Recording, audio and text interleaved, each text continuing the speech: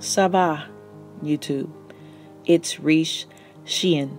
Please like, subscribe, share, and comment on my videos. And please, mesdames and messieurs, don't forget to click the notification bell. It is Monday, January the 6th, 2020. And I find myself in the middle of a detox. The fan is blowing in the background, and I am unpacking negative thoughts and feelings from the day and throwing them away in my mental garbage can.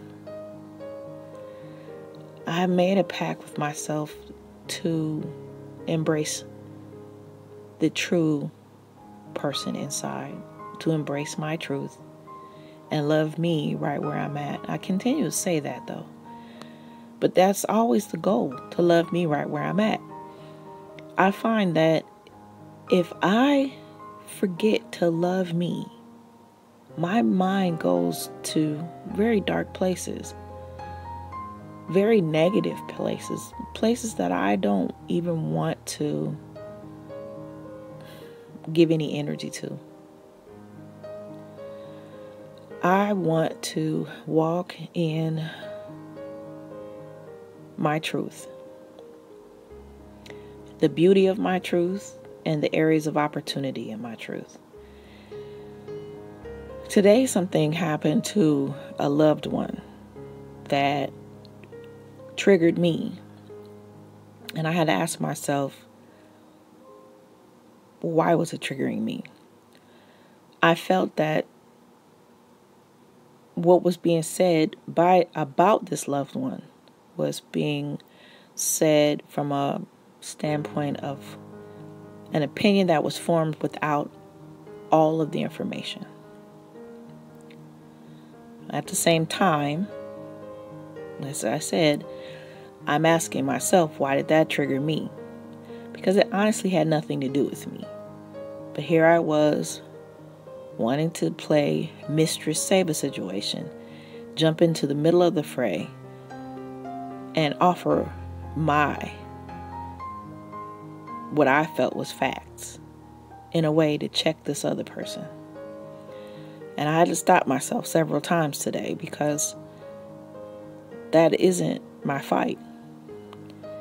And to continue to play Mistress Saber situation when someone else's situation, when I'm not looking at my own and giving it due diligence, that made me take a step back. What I see in these YouTube streets are a lot of people that have opinions about what's going on in politics, in the YouTube streets. And there's a treasure trove of knowledge out here in YouTube, in these YouTube streets. And then there's a lot of negative opinions based on how that person feels, not necessarily the truth. And what I would like to do for the rest of the time I have on this planet is to act out, or not act out, but act in my truth. To be able to understand everything that is truthful in my life. I was listening to a podcast today, and it was talking about, and of course, empowerment. And I want to say it was called HER. And I really liked the message that these two sisters brought to the table, that we need to embrace who we are, right where we're at, love ourselves.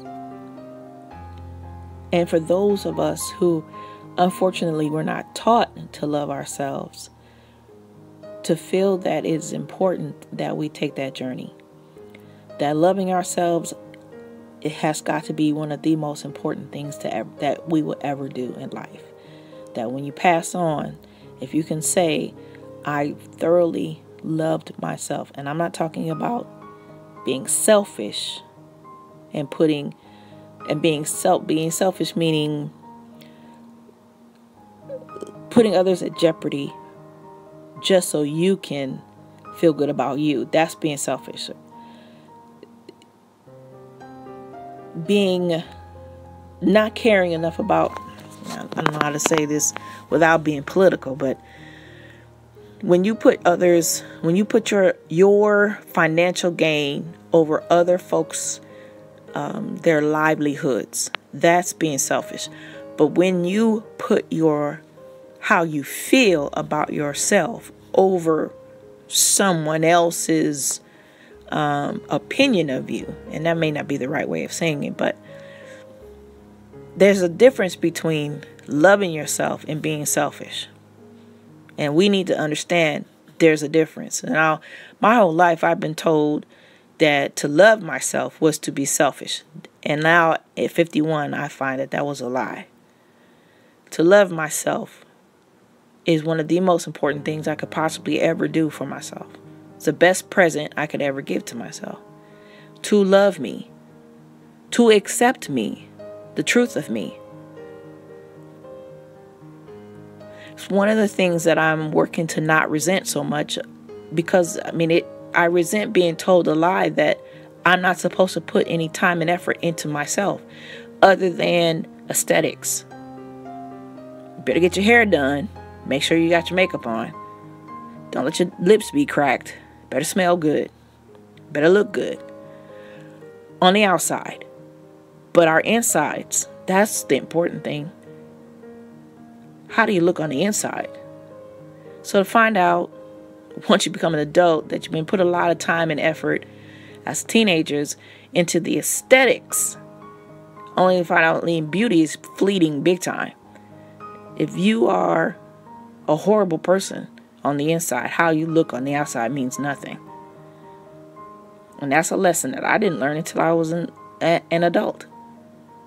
But now at 51, I'm saying to myself, well, I also didn't learn how to love myself. So now, I shouldn't say at 51 I've learned that. It was more like 40. But still, 11 years later, I'm still learning the lesson. So, Mesdames and Messieurs, to me, and again, this is my opinion, what do I know, but the best present you can give to yourself is to love yourself right where you're at, as unconditionally as possible. Au revoir.